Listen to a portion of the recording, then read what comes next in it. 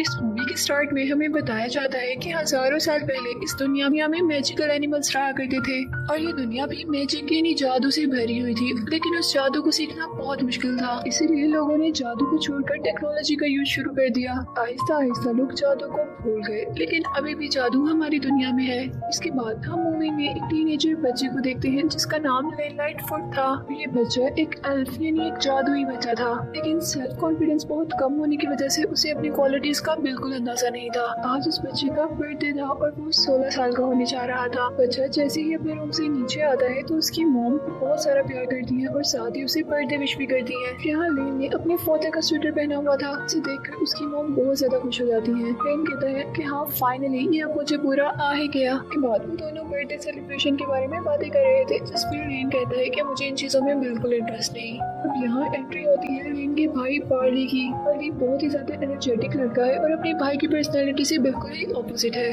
तो यहाँ लेन जब बार्ली की किसी टॉय को हैंड लगाता है तो उसका भाई उसे आकर पकड़ लेता है। उसे कहता है कि मैंने उसे बिल्कुल नहीं छेड़ा, मुझे प्लीज छोड़ दो। वो लेन को छोड़कर अपनी मॉम को पकड़ लेता है। उसकी मॉम उसे उठाकर जमीन पर गिरा देती है और अब उसकी हार पर उसे घर के गार्बेज को बिन में थ्रो करने की पनिशमेंट मिलती है। यहाँ बाहर बार्ली को पुलिस ऑफिसर मिलता है जो कि एक ह्यूमनॉइड हॉर्स था। यानी वो ऊपर से तो पूरा इंसानों जैसा था, नीचे से उसकी पूरी बॉडी हॉर्स की तरह थी। अब पुलिस ऑफिसर बार्ली की मॉम से उसकी कोई कंप्लेन करने आया था, पर बार्ली की मॉम भी उसे डांटने लगी थी। और यहाँ हमें पता चलता है कि बार्ली को हिस्ट्री में बहुत इंटरेस्ट है। उसकी मॉम उसे कहती है कि तुम प्लीज पास्ट को छोड़कर फ्यूचर के बारे में सोचो। इन मॉम की बात को इग्नोर करके लेन के साथ बातों में लग जाता है और उसे कहता है कि मेरी कैलकुलेशन के मुताबिक तुम एक एल्फ नहीं एक मैजिकल इंसान हो, बड़े होकर तुम एक बहुत बड़े जादूगर बन सकते हो। लेकिन लेन को उसकी सारी बातें फजूल और टाइम वेस्ट लगती है और इसीलिए वो अपना बैग लेकर स्कूल के लिए वहाँ से निकल जाता है। और लेन स्कूल जाने के लिए बस स्टॉप पर था जहाँ उसे एक आदमी मिलता है। उसकी शर्ट देखकर उसे कहता है कि क्या तुम वर्ल्डन के बेटे हो। इस बात पर लेन कहता है जी वो मेरे डैड थे। फिर वो आदमी उसे बताने लगता है कि तुम्हारे डैड एक बहुत ही अच्छे इंसान थे और ये सब सुनकर लेन बहुत ज्यादा खुश हो जाता है।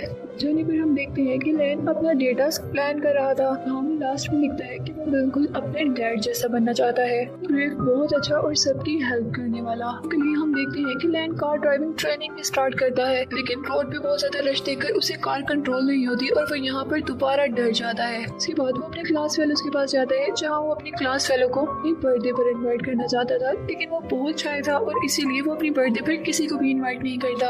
अब अपने भाई के साथ घर चला जाता है। घर जाने पर उसकी मॉम उसे एक गिफ्ट देती है जो कि उसके डैड की तरफ से था। उसके डैड की उसके पैदा होने से पहले ही डेथ हो गई थी। वो दोनों भाई वो गिफ्ट लेकर लेन के रूम में आ जाते हैं। जैसे ही उस गिफ्ट को ओपन करते हैं तो उसके अंदर से एक मैजिकल स्टिक और एक लेटर निकलता है। लेटर में जादू के बारे में लिखा हुआ था, साथ ही उस लेटर में ये भी लिखा हुआ था कि अगर इस स्टिक पर खास स्टोन लगा दिया जाए तो ये स्टिक किसी भी मरे हुए इंसान को एक दिन के लिए उनके पास ला सकती थी। ये पढ़कर पहले बहुत ज्यादा एक्साइटेड हो जाता है क्योंकि वो अपने डैड से मिलना चाहता था, लेकिन यहाँ उन्हें वो स्टोन चाहिए था जो उन्हें उसमें उसी रैप में से मिल गया था जिसमें से वो स्टिक मिली थी। अब वो स्टोन को उस स्टिक के ऊपर रखते हैं और अपने फादर को बुलाने की विश करते हैं, लेकिन वहाँ कोई मैजिक नहीं होता और उसके फादर भी नहीं आते और वो दोनों भाई बहुत ज्यादा डिसहार्ट हो जाते हैं। उनकी मॉम उन दोनों को चेयर अप करती है और कहती है कि इस बात से हमें पता चलता है कि तुम अपने डैड से कितना प्यार करते हो।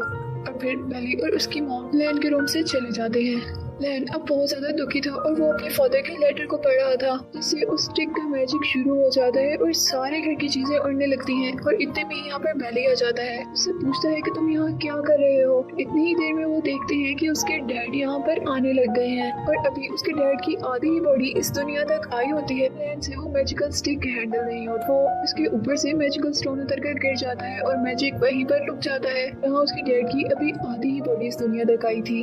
यहाँ बहुत ज्यादा दुखी हो जाता है क्योंकि उनके पास ये एक ही तरीका था अपने डैड से मिलने का और वो अब अपने डैड से कभी नहीं मिल पाएगा। लेकिन बार्ली फिर उस लेटर को दोबारा पढ़ता है और लेन से कहता है कि तुम दुखी मत हो, हमारे डैड हमारे पास 24 आवर्स के लिए आए हैं, यानी एक पूरे दिन के लिए। और हम कल के सनसेट से पहले एक और मैजिकल स्टोन ढूंढ लेंगे, उससे तुम दोबारा मैजिक करना और हमारे डैड पूरे इस दुनिया में आ जाएंगे और हम दोनों अपने डैड से मिल लेंगे। साथ ही बार्ली उसे ये भी कहता है कि मुझे पता है कि ये स्टोन कहाँ पर मिलेगा। कहता है कि हमें स्टोन को लेने के लिए टैवर्न जाना होगा। वो दोनों घर पर एक लेटर छोड़ते हैं और खुद टैवर्न के लिए निकल जाते हैं। अब जैसे ही उनकी मॉम को ये लेटर मिलता है तो वो काफी परेशान हो जाती हैं और उनके पीछे टैवर्न के लिए निकल जाती हैं। टैवर्न पहुंचने पर उन्हें एक मेंटिकोर से मिलना था। मेंटिकोर यानी एक मैजिकल क्रिएचर। और वो उस मेंटिकोर से एक रेस्टोरेंट में मिलते हैं जो रेस्टोरेंट उस मेंटिकोर का ही था। रही हो यहाँ लेन उसे समझाता है कि तुम्हें पता है कि तुम कौन हो और किस काम के लिए यहाँ पर आई हो। ये सब सुनकर वो मेंटिकोर एक्साइटेड हो जाती है और अपने ही रेस्टोरेंट को आग लगा देती है। यहाँ इस रेस्टोरेंट में वो मैप पे चल जाता है जो उस मेंटिकोर के पास था। उन दोनों भाइयों को उस स्टोन तक पहुँचा सकता था, लेकिन फिर भी किसी तरह से मेंटिकोर उन्हें एक रास्ता बता ही देती है। वो लोग उस चलते हुए रेस्टोरेंट से बाहर निकलने की करते हैं, लेकिन उनके डैड की बॉडी पीछे ही रह जाती है। अब उनके ऊपर एक बहुत बड़ी सी फुट गिरने ही वाली थी कि पहली मर्तबा यहाँ पर लेन अपना मैजिक यूज करता है। उस फुट को वहीं पर स्टॉप कर देता है, जिससे उसकी डैड की बॉडी बच जाती है और वो लोग बाहर निकल आते हैं। अब लेन और बेली के यहाँ से जाते ही उन दोनों की मॉम यहाँ पर आ जाती है। रेस्टोरेंट को जला हुआ देखकर बहुत ज्यादा घबरा जाती है और उस मेंटिकोर से पूछती है तुमने लेन और बेली को देखा, जिस पर वो कहती है कि हाँ मैंने देखा और उन्हें स्टोन का रास्ता भी बता दिया। लेकिन फिर वो कहती है कि वो दोनों अभी भी मुसीबत में है, क्योंकि मैंने उन्हें उस स्टोन के बारे में तो बता दिया लेकिन उस कर्स के बारे में नहीं बताया जो वहाँ से स्टोन उठाने पर उनको मिलेगा। यानी उस स्टोन को वहाँ से उठाने पर एक बहुत बड़ा ड्रैगन वहाँ से निकलेगा और अब वो दोनों मुसीबत में थे। लेकिन मेंटिकोर उनकी मॉम को कहती है कि तुम टेंशन नहीं लो, मैं तुम्हारे साथ जाऊंगी। लेकिन वहाँ वो पुलिस में जो इस रेस्टोरेंट के जलने पर वहाँ पर आया था वो उस मेंटिकोर से कहता है कि मैं तुम्हें कहीं नहीं जाने दूंगा। फिर मेंटिकोर उन्हें चकमा देकर वहाँ से निकल आती है। इसके बाद हम लैंड और बेली को देखते हैं जिनके लिए अब एक नई प्रॉब्लम आ गई थी। उनकी कार का फ्यूल खत्म हो गया था और इनके पास अब सिर्फ एक ही फ्यूल कैन थी। यहाँ बेली लेन से कहता है कि तुम मैजिक करो और इस फ्यूल की कैन को बड़ा कर दो, और फिर लेन मैजिक करता है और ऐसा लगता है कि फ्यूल की कैन बड़ी हो गई। इस पर बेली बहुत ज्यादा खुश हो जाता है, लेकिन ऐसा तो कुछ भी नहीं हुआ था, उससे मैजिक गलत हो गया था। कैन बड़ी होने के बजाय बेली छोटा हो गया था और इसीलिए उसे लग रहा था कि कैन बहुत बड़ी हो गई। लेकिन जैसे ही लेन को देखता है तो उसे रियलाइज हो जाता है कि कैन बड़ी नहीं हुई बल्कि अब बेली और छोटा हो गया है। इसके बाद हम दोबारा लेन की मॉम और इस मेंटिकोर को देखते हैं, जहाँ लेन की मॉम उससे उस कर्स के बारे में पूछ रही थी। मेंटिकोर बताती है कि जैसे ही स्टोन को इस रॉक से उठाएगा तो वहाँ पर एक ड्रैगन जो स्टोन की हिफाजत कर रहा है तो वो उन पर अटैक कर देगा। वो बताती है जिसे सिर्फ मेरी तलवार से ही मारा जा सकता है। अब लेन की मॉम उससे उसकी सॉर्ड यानी तलवार के बारे में पूछती है। वो कहती है कि वो तो मैंने बेच दी थी, और फिर वो कहती है कि मुझे पता है कि वो अब हमें कहाँ से मिलेगी। के बाद हम लेन को देखते हैं जो अपने फादर बार्ली और स्कैन को लेकर एक गैस स्टेशन ढूंढ रहा था, और वो जैसे ही उस गैस स्टेशन पर पहुंचता है तो बार्ली की पिक्सिस गैंग से लड़ाई हो जाती है और पिक्सिस गैंग उन लोगों के पीछे पड़ जाते हैं कि वो लोग बाइक चलाकर उनके पीछे पीछे आ रहे थे। हाँ, बार्ली भी काफी छोटा हो गया था और इसी वजह से अब कार भी लेन को ड्राइव करनी थी। लेन ट्रैफिक को देखकर बहुत ज्यादा पैनिक कर रहा था, लेकिन बार्ली उसे कॉन्फिडेंस देता है, उसकी स्ट्रेंथ बन जाता है और लेन इस तरह कार भी ड्राइव करता है और पिक्सिस के ग्रुप से भी बच जाता है। के बाद थोड़ी दूर जाने पर लेन बार्ली से कहता है कि हमने बहुत गलत किया। बार्ली उसे समझाता है कि हमने अपने डैड से मिलना है और इस काम के लिए हमें कुछ भी करना पड़ेगा। इसके बाद हम देखते हैं कि उसकी डैड की बॉडी भी वहाँ पर आ जाती है और वो डांस कर रही थी और बॉडी उन दोनों को भी डांस के लिए मोटिवेट करती है और अब वो तीनों मिलकर खुशी से डांस कर रहे थे। और इसके बाद वो लोग अपनी आगे की जर्नी कंटिन्यू करते हैं। इसके बाद हम दोबारा लेन की मॉम और इस मेंटिकोर को देखते हैं। मेंटिकोर की सॉर्ड लेने के लिए एक शॉप पर थी, लेकिन वो लेडी उस सॉर्ड के बहुत ज्यादा पैसे कहती है। इधर ही लेन के मॉम के पास उस पुलिस ऑफिसर की कॉल आती है और वो कहता है कि बच्चों का पता चल गया। उन्हें लेन और बेली के बारे में पुलिस ऑफिसर से ही पता चला था जिन्होंने लेन और बेली को पकड़ा था। अब यहाँ वो मेंटिकोर शॉपकीपर को थोड़ी देर के लिए पैरालाइज करती है और वहाँ से वो सॉर्ड लेकर चली जाती है। लेन और बेली चलते चलते एक ऐसी जगह तक पहुँचते हैं जहाँ लैंडस्केप था। इस लैंडस्केप के दूसरी तरफ जाने के लिए एक ब्रिज था, एक स्विच से ओपन होता था और स्विच भी दूसरी साइड पर ही था। यहाँ बेली लेन से कहता है कि तुम एक मैजिकल ब्रिज बनाओ और इस साइड से दूसरी साइड की तरफ जाओ, फिर उस ब्रिज का स्विच ऑन करो जिससे हम कार को यहाँ से दूसरी तरफ लेके जा सके। बेली लेन की कमर पर एक रोप बांध देता है। जैसे ही लेन आगे कदम रखता है तो वो नीचे गिर जाता है। बेली उसे पकड़ लेता है और उसका सेल्फ कॉन्फिडेंस इंक्रीज करता है और उसे कहता है कि तुम ऐसा कर सकते हो। और फिर वो आहिस्ता आहिस्ता जब आगे बढ़ता है तो वहाँ पर मैजिकल ब्रिज बनता रहता है और वो जैसे ही हाफ लैंडस्केप पार कर लेता है तो उसकी रोप खुल जाती है, जिसे देखकर बाली बहुत ज्यादा घबरा जाता है। लेकिन वो लेन को ये नहीं बताता और उसे कहता रहता है कि तुम पीछे देखे बगैर चलते रहो। और जब लेन बिल्कुल अब लैंडस्केप के दूसरी तरफ पहुंच गया था तो वो मुड़कर पीछे देखता है तो उसके साथ रोप नहीं होती और वो ये देखकर डर जाता है, जिससे मैजिक टूट जाता है और वो नीचे गिरने लगा था। लेकिन लैंडस्केप के दूसरी तरफ पहुंच जाने की वजह से वो लैंड को पकड़ लेता है और ऊपर आकर वो ब्रिज का स्विच ऑन कर देता है।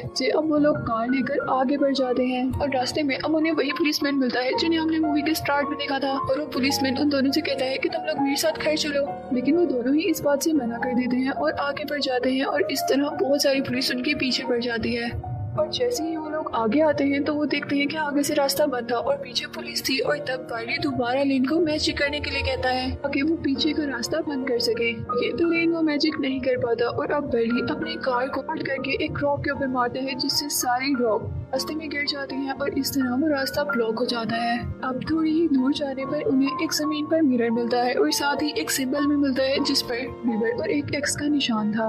यहाँ उनके पास टाइम बहुत कम था और उन्होंने जल्दी से ही उस स्टोन के पास पहुँचना था और इसीलिए लेन अपने पास स्नैक्स पर मैजिक करता है और स्नैक्स बहुत ज्यादा बड़े हो जाते हैं। यहाँ पानी के रास्ते से होते हुए वो एक बहुत अजीब जगह पर आ जाते हैं जहाँ उनके पास एक केमिकल ब्लॉक आता है जो हर चीज को अपने अंदर इनगल्फ कर रहा था। केमिकल ब्लॉक तेजी से उनकी तरफ बढ़ रहा था तो वो दूसरी तरफ एक और दरवाजे को देखते हैं, जल्दी से उस दरवाजे के अंदर आ जाते हैं। लेकिन अब वो देखते हैं कि उस रूम में भी चारों तरफ पानी ही भरता जा रहा था और फिर बेली को पता चलता है कि इसके फ्लोर पर एक स्विच है जिसको दबाने से ही पानी यहाँ से निकल जाएगा। लेकिन वो इतनी देर तक अपना सांस बंद नहीं कर सकते थे और इसीलिए वो अपनी डैड की बॉडी को उस स्विच के ऊपर रख देते हैं और ऊपर से डोर ओपन हो जाता है। और जैसे ही वो बाहर निकलते हैं और ये देखकर वो बहुत ज्यादा डिसहार्ट हो जाते हैं क्योंकि वो उसी जगह पर पहुंच गए थे जहाँ से उन्होंने स्टार्ट किया था। और लेन कहता है कि मैं बचा हुआ टाइम वेस्ट नहीं करना चाहता, अपने डैड के साथ गुजारना चाहता हूँ और इसीलिए वो मैजिकल स्टिक बेली को देता है और खुद अपने डैड को लेकर वहाँ से चला जाता है। हाँ, बेली को कुछ नहीं समझ आ रहा था लेकिन फिर उन्हें वो रॉक मिल जाती है कि ऊपर एक्स बना हुआ था कि यही रॉक को उस स्टोन तक पहुँचा देती है और वो जाकर उस रॉक के अंदर के पानी में वो स्टोन ढूंढने लगता है। लेकिन फिर उसे वो सिंबल मिलता है जिस तरह का सिंबल उन्हें माउंटेन पर उस मिरर के ऊपर से मिला था और वो जैसे ही उस सिंबल को रॉक पर लगाता है तो फिनिक्स स्टोन वहाँ से निकल आता है और साथ ही कर्स भी स्टार्ट हो जाता है,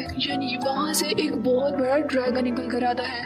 वो ड्रैगन बेली के हाथ से वो स्टोन लेना चाहता था और इसीलिए वो उन पर अटैक कर रहा था। और दूसरी तरफ हम देखते हैं लेन अपने डैड के साथ टाइम स्पेंड कर रहा था और साथ ही वो डायरी निकालता है जिस पर उसने डेली टास्क लिखे थे। तो ये देखकर हैरान हो जाता है कि उसने वो टास्क भी कंप्लीट कर लिए थे जो उससे कभी नहीं हो सकते थे और ये सब सिर्फ उसके भाई की वजह से हुआ था। और रियलाइज करता है कि उसका भाई उसकी जिंदगी में बहुत ज्यादा इम्पोर्टेंट है। हाँ, लेन को भी ड्रैगन की आवाज आती है और वो अपने भाई की हेल्प करने के लिए उसके पास जाता है। दूसरी तरफ हम देखते हैं कि लेन की मॉम और रोमांटिक और भी वहाँ तक पहुँच जाती है और वो अपने बच्चों से कहती है तुम लोग अपने डैड से मिलो, इस ड्रैगन को तो मैं ही संभाल लूंगी। और फिर लेन जल्दी से वो स्टोन उस स्टिक के ऊपर लगाता है और अपने फादर की पूरी बॉडी को वापस ला रहा था। तभी उसकी मॉम कहती है कि तुम जल्दी करो, मैं ज्यादा देर तक इस ड्रैगन को कंट्रोल नहीं कर सकती। और फिर बेली लेन से कहता है कि तुम डैड से मिल लेना, मैं मॉम की हेल्प करने के लिए मॉम के पास जा रहा हूँ। लेकिन लेन कहता है कि नहीं, मैं मॉम की हेल्प करने के लिए जाऊंगा। और वो ये भी कहता है कि तुम मेरे बड़े भाई थे, तुमने मुझे बिल्कुल डैड की तरह सपोर्ट किया, लेकिन तुम्हें डैड की तरह सपोर्ट करने वाला कोई नहीं था, इसलिए तुम डैड से मिलो और मैं मॉम की हेल्प करने के लिए चला जाता हूँ।